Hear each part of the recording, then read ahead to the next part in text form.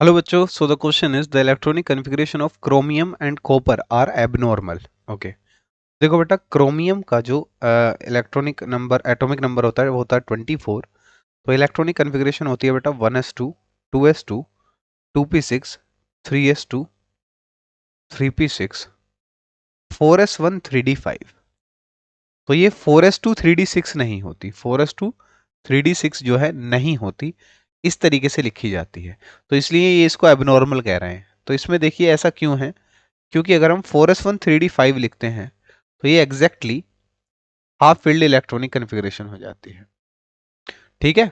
और अगर मैं स्टेबिलिटी का ऑर्डर आपसे डिस्कस करूं तो स्टेबिलिटी जो होती है वो फुल्ली फील्ड इलेक्ट्रॉनिक कन्फिग्रेशन की होती है, फुल्ली फील्ड, देन फिर होती है हाफ फील्ड की, और फिर होती है बेटा रेस्ट, जो भी इलेक्ट्रॉनिक कन्फिग्रेशन है। ठीक है। तो यहां पर अगर मैं इसको 4s2 3d4, सॉरी मैं यहाँ 3d4 लिखना था मुझे, तो 4s2 3d4 की अगर मैं बात करूं तो वो कुछ ऐसा मुझे दिखाई देगा। तो ये हाफ फील्ड नहीं है। तो इसलिए हम लोग क्रोमियम की लिखते हैं 24 की इलेक्ट्रॉनिक कन्फिग्रेशन ऐसे। और इसी प्रकार से जो कॉपर होता है उसका एटॉमिक नंबर होता है बेटा 29। तो उसकी इलेक्ट्रॉनिक कन्फिग्रेशन होती है 1s2, 2s2, 2p6, 3s2, 3p6। अब यहाँ 4s2 3d9 लिखना चाहिए, पर ये 4s2 3d10 हो जाता है।